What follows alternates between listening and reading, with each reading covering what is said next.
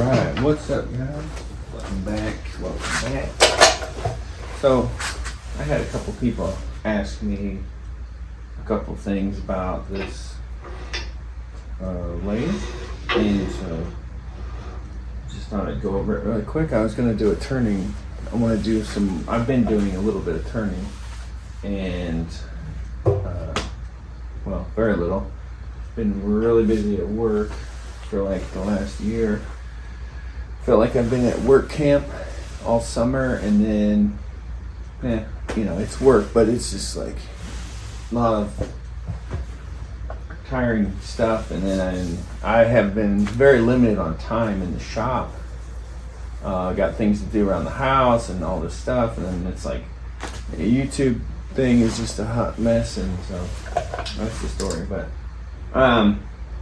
so I had to put a new belt on this, and that was no big deal. Pretty much just took this stuff apart. It just all slid apart, and then I realized also that this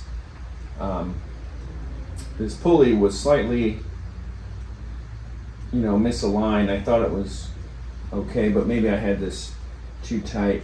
But that belt was old. When I did this halfway restoration, I should have obviously put a new belt on, and I didn't do that.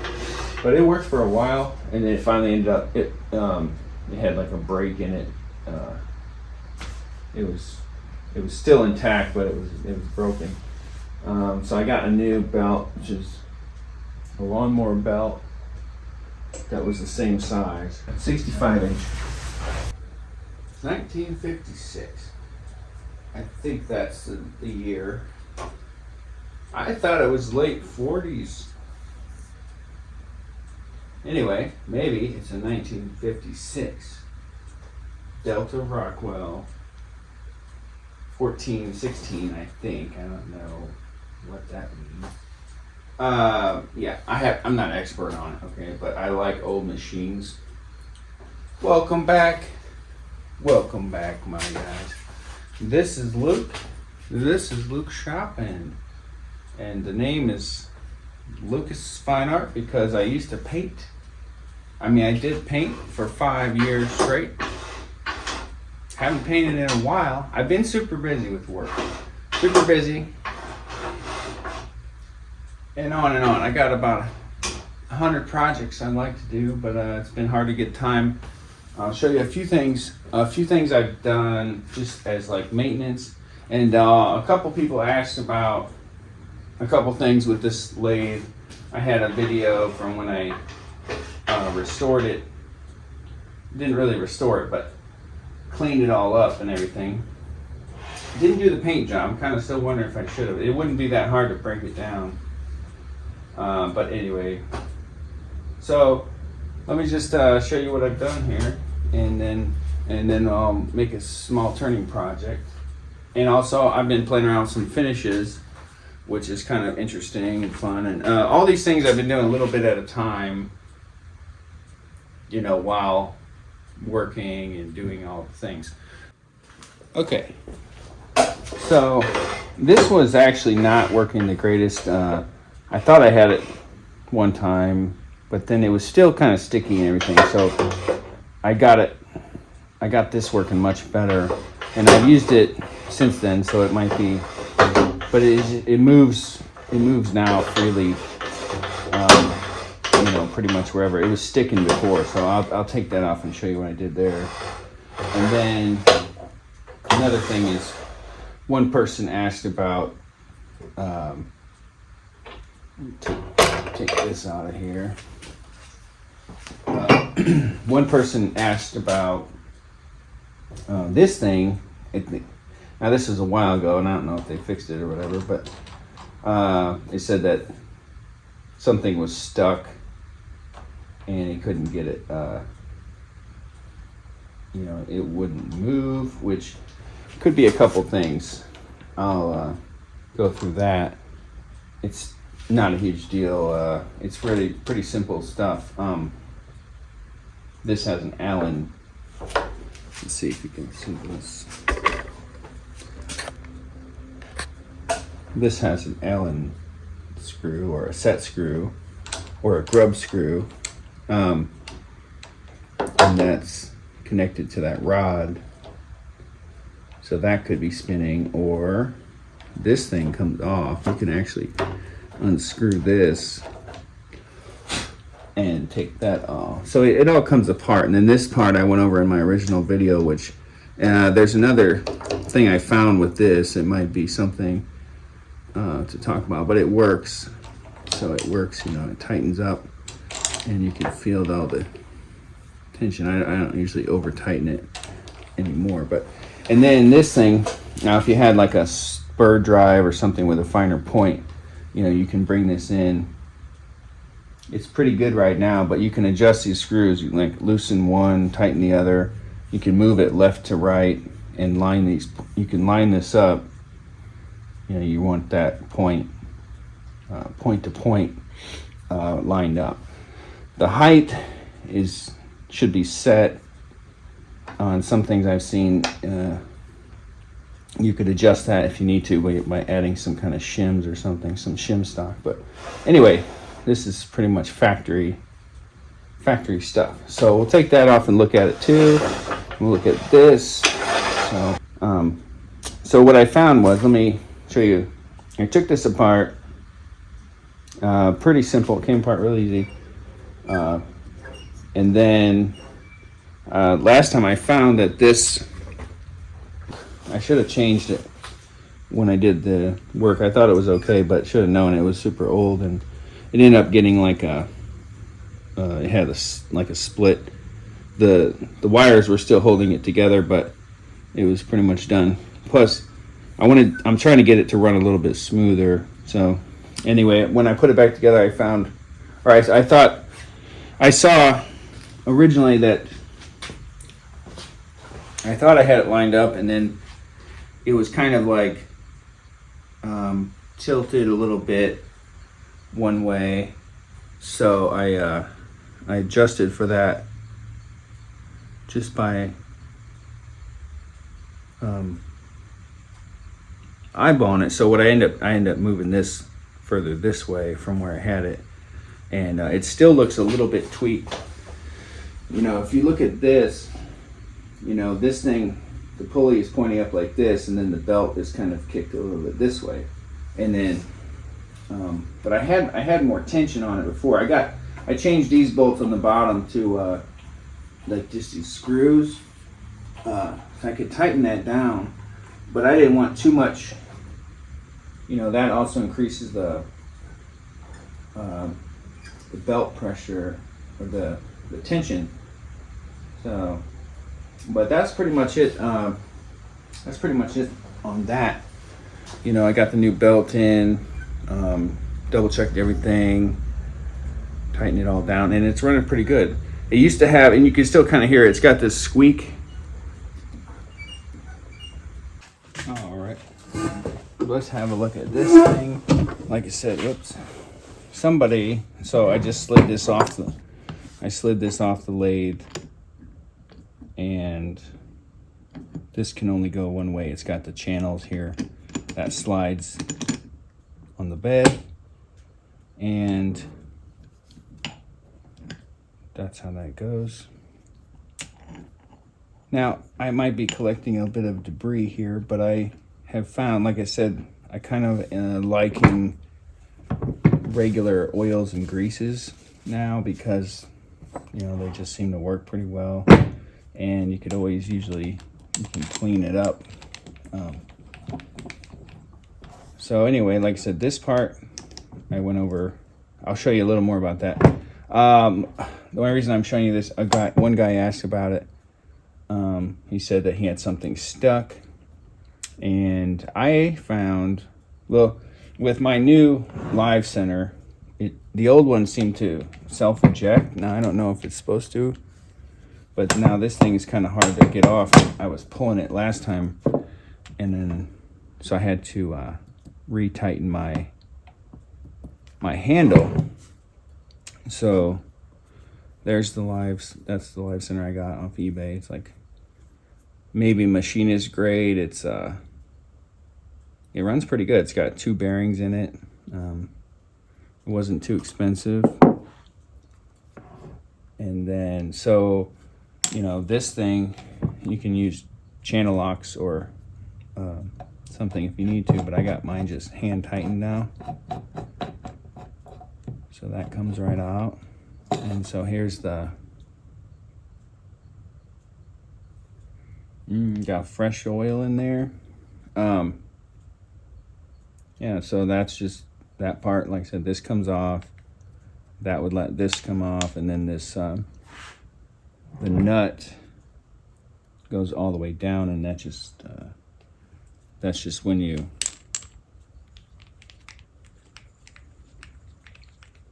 that's just where it stops. So that's that part. And that's pretty much all there is to it. This housing obviously goes on top of this one, which lets it slide left to right. That's that adjustment. And then this is the part, like I said, I went over. But what I found was this thing still wants to move in there. Like it tightens, you know, these cambered parts are held by this rod in there, and when they tighten, you know, this is compressing, so it should fit this, somewhat fit this to that. That's fitting right there. So, but what I found was that it still tended to turn and move a little bit, and so these edges were a little bit chewed up. Now I didn't go too much, but I thought about it, and I was like, take like a round file, and if you dish this out a little bit more, then it might stay straighter on there. And then, but like I said, it's not really too critical, but you can see, like I had this cleaned up, and you could just see how it's kind of, sometimes it turns and tightens in different locations, so it's just kind of pressing on these edges a little bit. Not a huge deal. So anyway, but that's pretty much all there is to that. Like I said, these are all pretty simple. So I'll put some oil on this stuff when I put it back together. All right. Okay. So, and here's the banjo. Here's the banjo. Now I had adjusted this one time.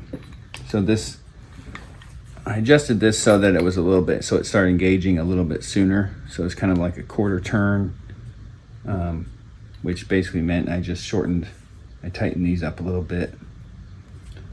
But now this one, I thought I had quickly cleaned it. When I first did it, you know, like this thing was a little tricky to get where it was moving good. Now I got oil in there, but it doesn't take much, a little bit of sideways motion and that thing's sticking. So yeah, it wasn't working very good before. It works really good now. I just went through this last time I did a little maintenance on this, and I think I took some fine sandpaper and kind of, I did not take it all apart because I didn't really, there's not a whole lot to it. I blew it out with air. I wire wheeled some of the spring stuff, but really there's not a lot of parts in there.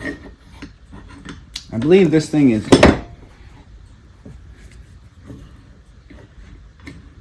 it's like on a, I think it's on a cam or it's offset. So, I mean, when you tighten it, it's pulling quite a bit, but yeah. So all I did with this was clean it up really good. I think I hit it with some light sandpaper, and that did make it work pretty well. But then I used the lathe a couple times, and it gets dirty pretty quick. So okay, I'll just show you really. I'll just spray this out a little bit and show you what I did. And you know, normally if I take anything apart like this, I'm gonna clean the parts, and put them. You know, I'm just gonna re-oil it. You know, I'm gonna clean it up a little bit, and then just add new oil, because it's always, you can always do that. So yeah, but this is really pretty simple parts. You know, it's just a bunch of bunch of different parts that come together to make this.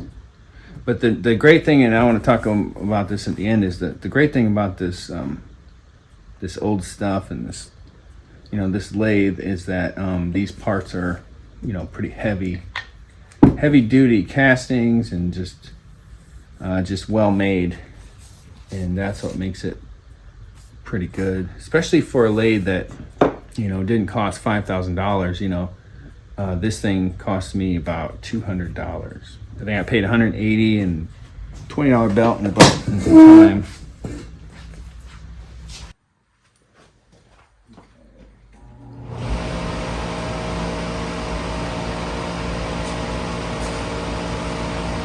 I like well, I got ear protection and eye protection, and I got the fan on because I do that every time I'm trying to, you know, this stuff can be nasty and spraying around. And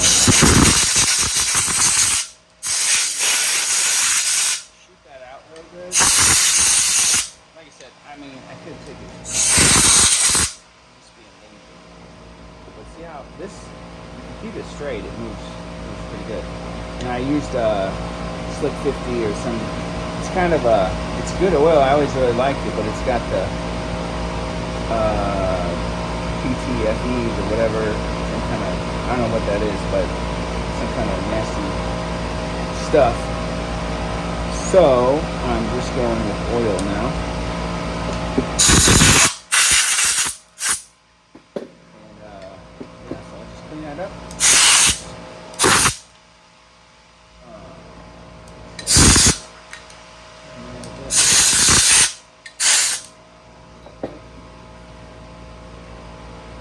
And then, maybe without adding oil yet, you said I'm just gonna really just kind of check it. I'm not really trying to remove anything. I'm just lightly sanding this with 220. I'm not gonna go too far because it was already working pretty well, but it's way better. It was not working originally. It was definitely snagging and everything. So I just did this a while back, and it's much better. Just basically trying to knock off any burrs, or it's just smoothing it out, maybe getting some of that grime. There's some grime right here. I didn't.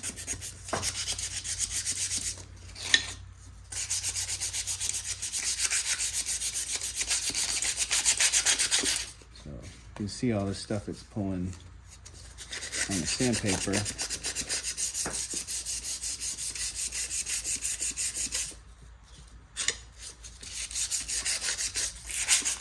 But if it's mostly smooth, it mostly feels pretty good. Really just kind of checking for areas that might,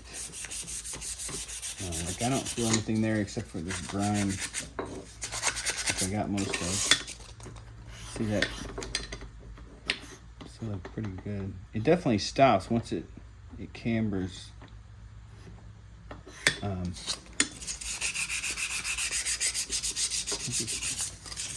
Check this.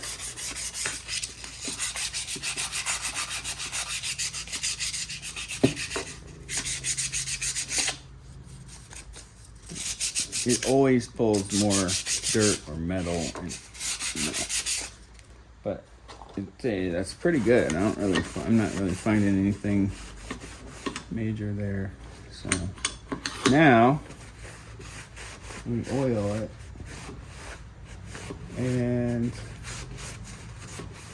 I got some 3-in-1 motor oil. I got some. I got a few different kinds, but I'm just gonna use regular, maybe just standard 3-in-1 right now. Make sure that's nice and clean. Trying to get any kind of stuff off of it, and then now just cleaning it and oiling it, putting it back together. So just kind of spread that around. And like I said, it can get dirty. It will get a little grimy, but it'll work for a long time, and you can always take it out and spray it out or wipe it. And so that's why, like I said, I've just been using, like, I don't really feel the need to put the dry lubricant on there. Some people say it works great. I don't know. I haven't found that to be true, but I'm also not an expert. I'm just a part-timer, amateur. I do like working on these old machines. These old tools are really cool. So that's pretty good. I'm just gonna oil up. Just basically oil and stuff. Put a little bit here. That's just because, it's gonna slide on the ways or the bed. This is sliding, that's in your track. So that seems to be working pretty well. Nice and oiled up. Add a little bit here and there, and that's good to go. So set that aside. Now I will just throw this back together, which is, like I said, same thing. Not a big deal, just slap some oil on there, cleaned it up, oil it. And I've been using this oil, like I said, even like on my plane, like a hand plane restoration, like I might clean it with some rust crap, which I don't like the rust stuff now, or the vinegar. But as soon as I transitioned from that to oil, and basically just sanded it with oil. So that's that. And then this part, like I said, I had the thought about doing this, but it still works fine and everything. So I didn't do that. But you could probably channel this out a little bit better, and it might positively lock in there better. But so yeah, this stuff I don't think is that dirty in there. I'm just gonna drop it back in, and then I'll go over a couple more things.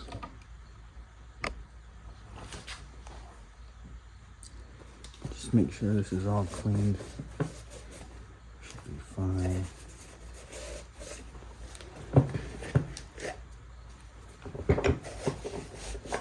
A little bit of dirt in there. Alright, so double check that that's kind of in plane. And this has a key. It has a keyway.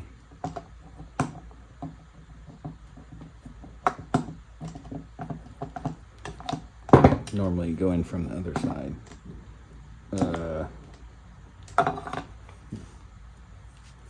Maybe I will actually.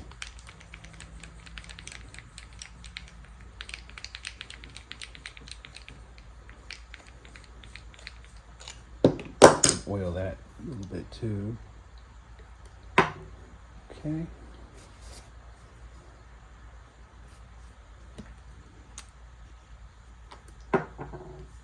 This might be a little excessive. Anyway, slip that in there. That should be good. And then this goes on there. Tighten that.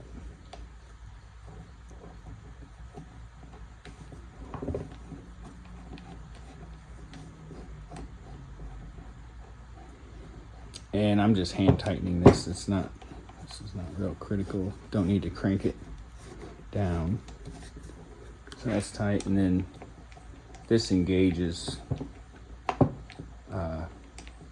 threading. I think it's a backwards thread, so it's pulling it in, moving it out. So that's That's that part. And you know, you don't really need oil on that, but you want to make sure every once in a while you clean. You know, people recommend that you clean. Just make sure that that's nice and clean in there. You can also leave that out too. You don't need to leave it in like I had it. So that's pretty much it on those parts. You know, this is all fine. You can give it a quick wipe down. And then the other thing you can do is put some oil. Oops, sorry. Oh dear. Okay.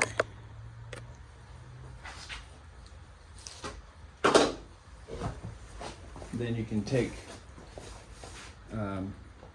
you can use WD-40 for this too, but basically just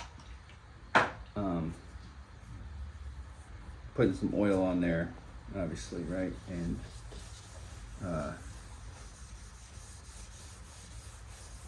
just work it in. Maybe get this part. And you can also reach underneath and get some oil like on this stuff under here, because it all just makes it work. It just makes it work super nice. So that's kind of what you do in a lot of cases, is you just making sure things are put together right, but also clean, oiled, and then they work great. So I'm just putting some oil on my fingers, and I'm adding to that bottom channel, because it's not actually, it's just clamping there, but so I'm just adding that. If nothing else, it'll protect it from rust.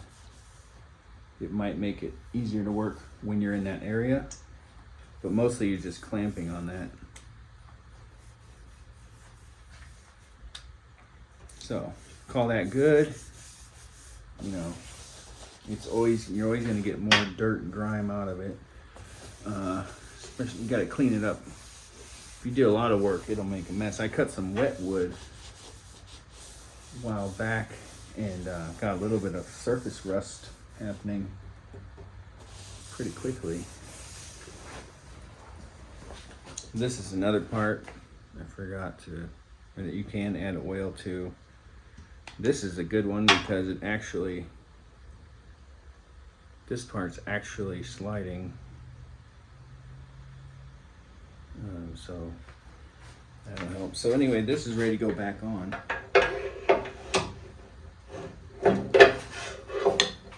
Oops. Get it in there, right? Okay. So now, see, when that's on there now, it's working. It's working really nice. And you can just lock it anywhere. But that's what you want. And I saw in my original videos and from the other guy's restoration that mine was really not.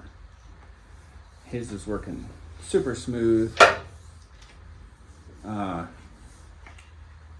So I took another look at that, and that's much better. And now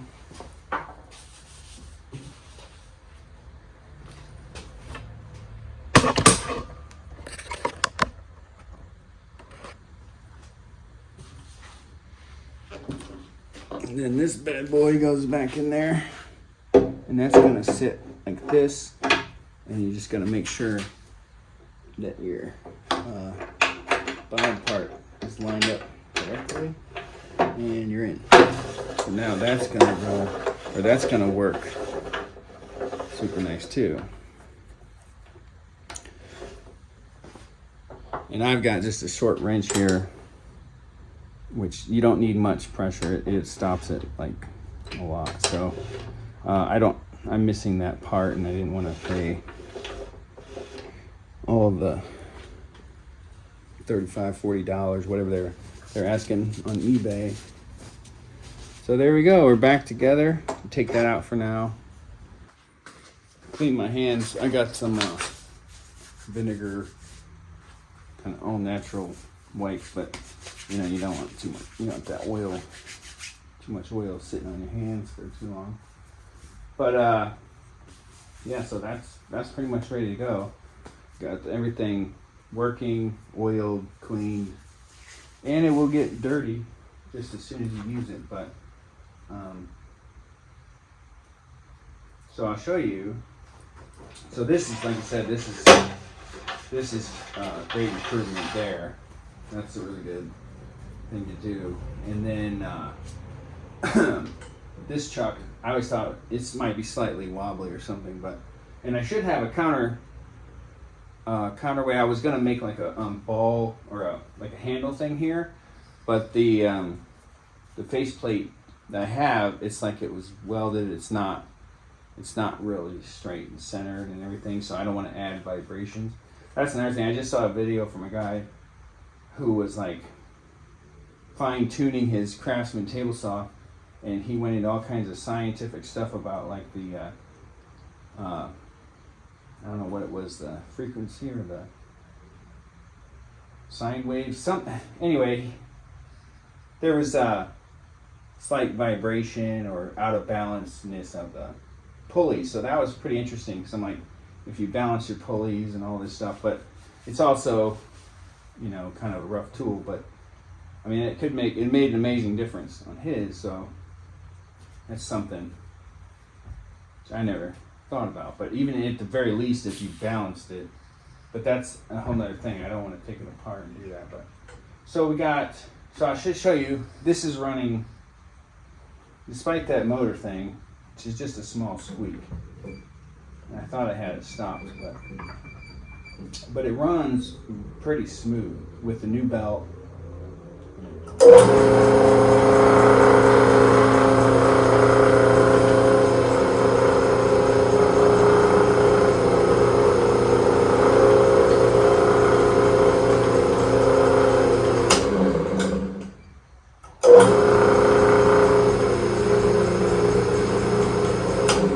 Sometimes there's a little noise from the way it's sitting.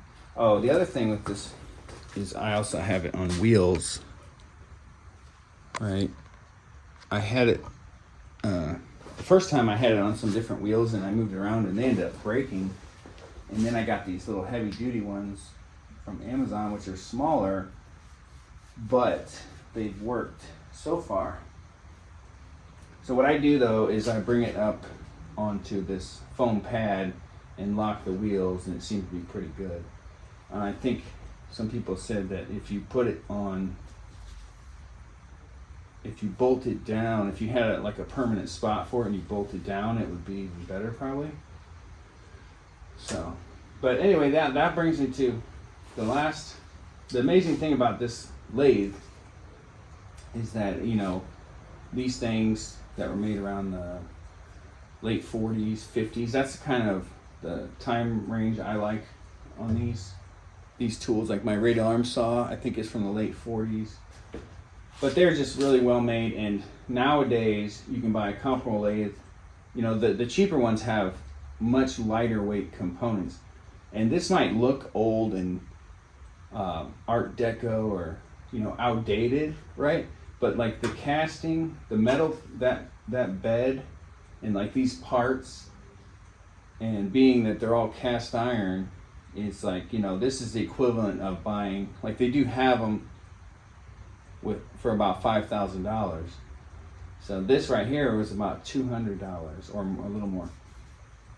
But the only thing it doesn't have is the variable speed, which I'm an amateur, I'm a beginner turner anyway, so I just turn it on and off, and I cut slow anyway, so it's like, I mean, it would be nice to do that, but I don't have that. And also you get in the fact where you just kind of use it either on the lowest or the middle. Like I don't want to change the belts. I don't want to change the belt just to get a different speed. Maybe I will sometime, but yeah, that's pretty much a summary of where I'm at with this lathe. I've gotten a little bit, I've turned a few nice things. I learned a lot from watching all these people on YouTube. I started watching, well, I watched a bunch. a couple in particular. But so this, I was also playing around with finishes, and I turned this piece.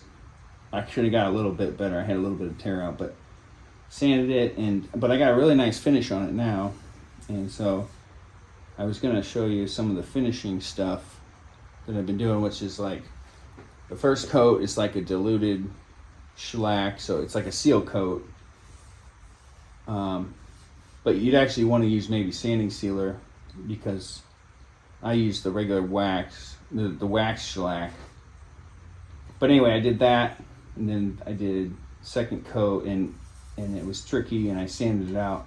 But then I went with walnut oil, and then I also tried some tried and true, which I just got. When that puts a pretty nice finish. So I mean, you can see this is a pretty nice finish, and it added a little bit of color to this. So, but yeah, so I might make another one of these or another thing.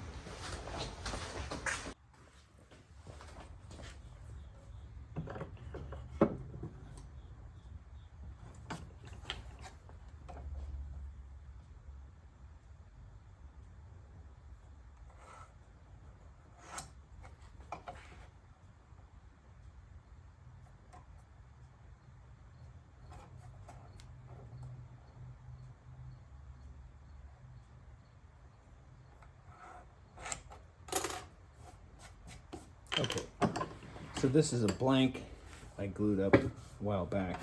I was going to make a baseball bat with this. It's barely long enough because I used one piece for a little mallet, but let's see. Try to figure out. I think I'll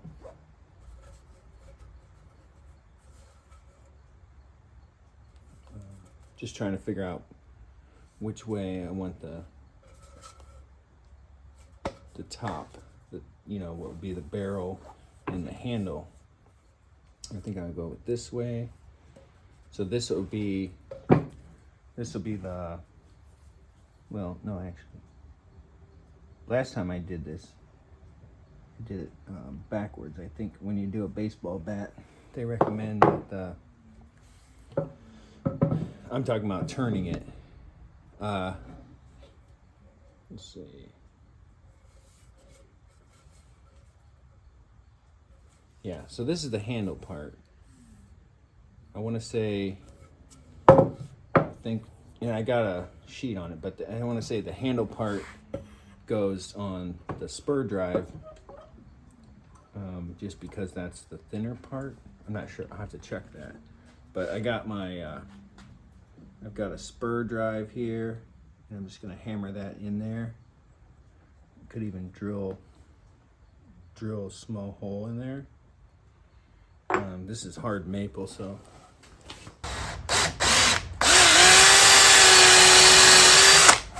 just going to make it easier to hammer it in.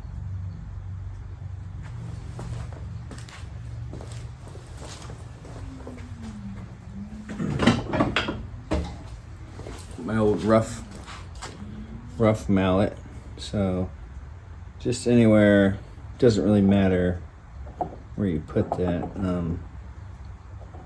Actually, maybe go, yeah, doesn't really matter, but you can go on your lines, that's fine. Just hammer it in. It's going to be just enough to bite.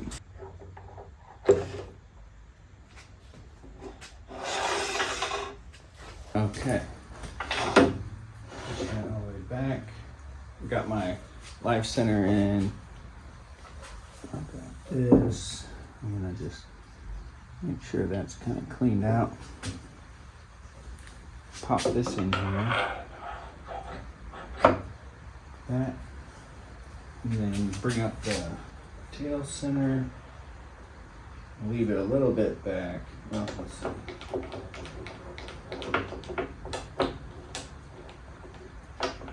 Like this. Tighten that up.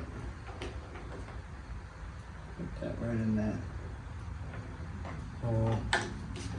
So this is a little more critical to make sure it's tight. It should be pretty good. And then I can check again to make sure it's tight. So start here, and then I think the cutter just under center, something like that.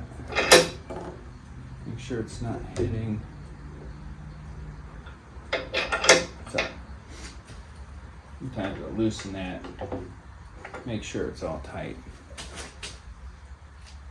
My drive center is good, so that should be good. It's a little bit tight. You can tell I got a lot of I got some pressure on it. So I don't know. I don't want too much. Loosen it up and then do it twice just to make sure. But usually they say between centers is fairly safe. So it's all good. Give it a spin, see how it does.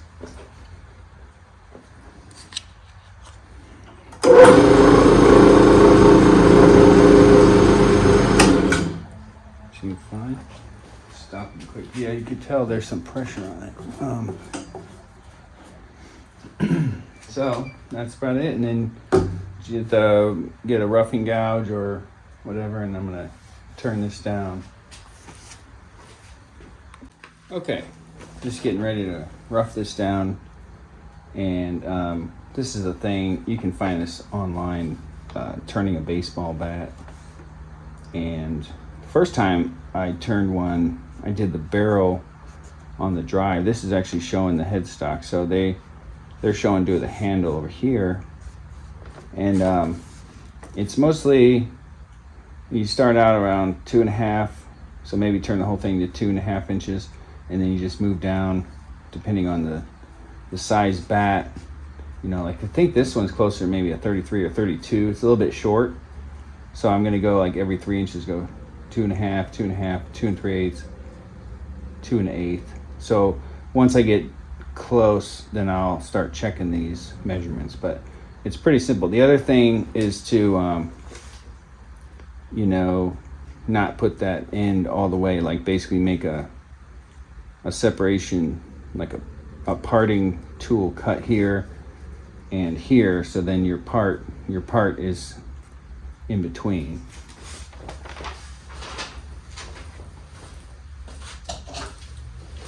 So this measures, actually it's only 30 inches, so this would be more like a junior league or a little league kind of a bat, really. But like I said, I cut off a big chunk for a mallet. I'll show you that.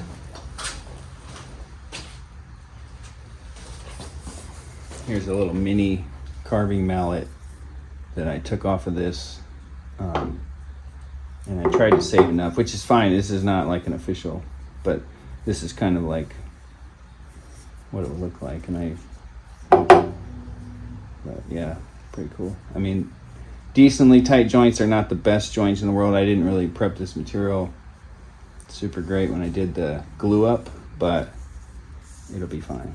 And this is not regulation, because a regulation baseball bat is all one out of one billet. This is laminated, obviously. You can see I glued them up with the grain going out. So anyway, seems there's definitely some pressure on this, which I'm not used to from just doing the bowls, but should be fine.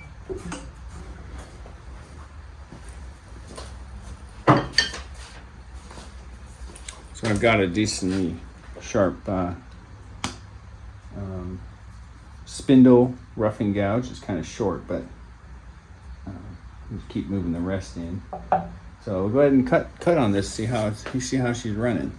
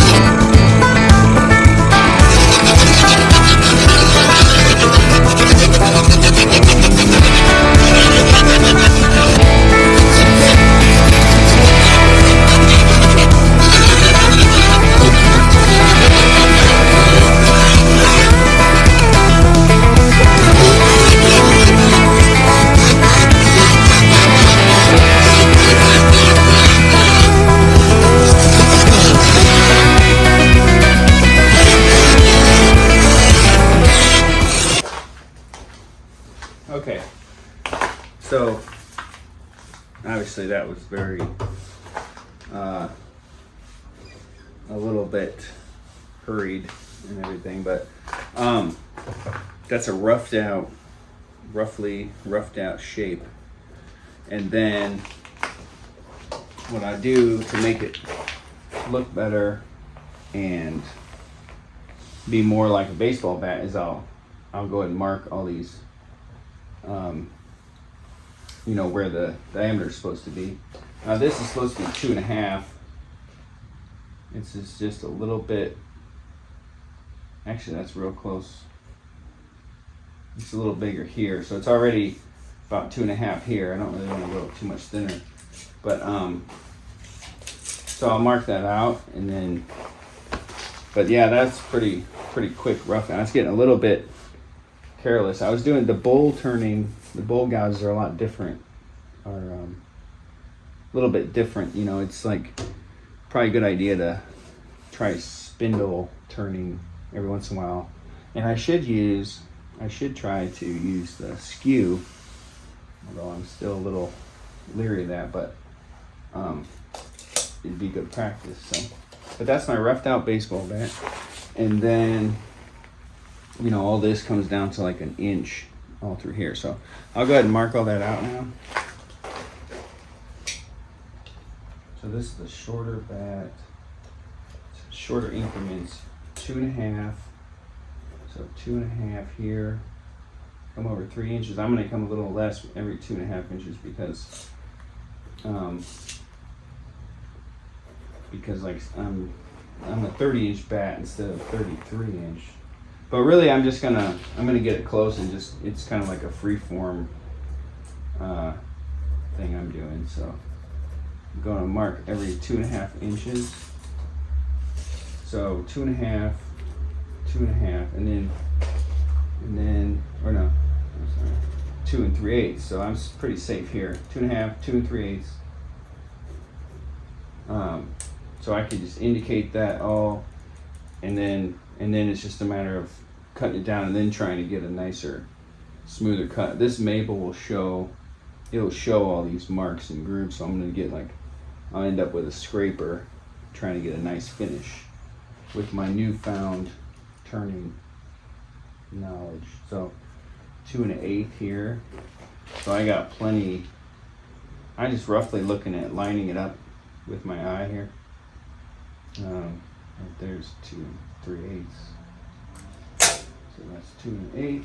And then it jumps down. So I don't know. I might, for mine, this is 3, 9, 12.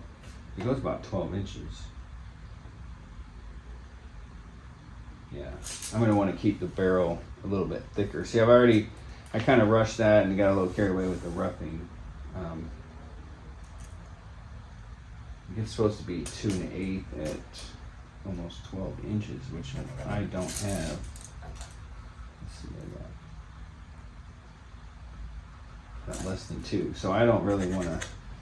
I kind of want this barrel, like it will swoop down, and this is probably fine, but this probably,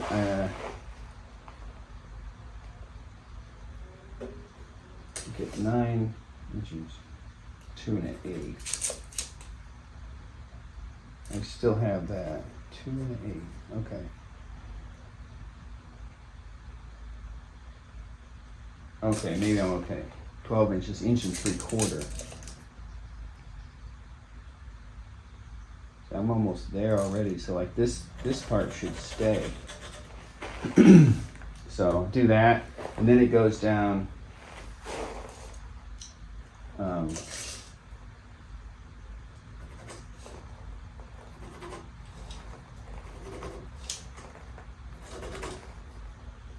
It goes down from there. So, let me say this was, so it's 1 3/4 right here,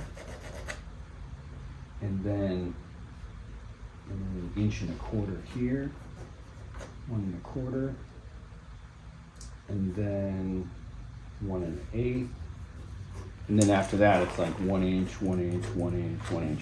I put a little bit thicker here, kind of like a little bit of a handle. You know, I just kind of do that by feel. So the rest is 1 inch. So that's the that's the basics on baseball bat. So I got a little carried away. Got taking some rough cuts. Probably not a good idea to go in a hurry, but decently sharp. Look at all these nice chips. Maple. So that's pretty much that. I'll do that, and then I might not finish this in this video, but you pretty much get the idea. Rough it down, size it, and then everything after that is kind of smooth. Plus I'm putting a little bit of my own design on it too, so I might end up finishing this next time. So, but yep, that's pretty much it. Probably better to take your time and stuff. Not getting a rush, but that's gonna be a baseball bat, just for fun, and also maybe for fun, smashing stuff for fun for the videos. But anyway, one other thing that I was wanting to do with this is I wanted to build like a little cabinet thing in here, or like a stick frame built something. I've been thinking about it for a while. I've looked at a bunch of other people's setups and couldn't quite figure out how I wanted to hold. I got a ton of random lathe tools, and I'm like trying to figure out how I kind of want stuff in here where you can see it and you can easily grab it.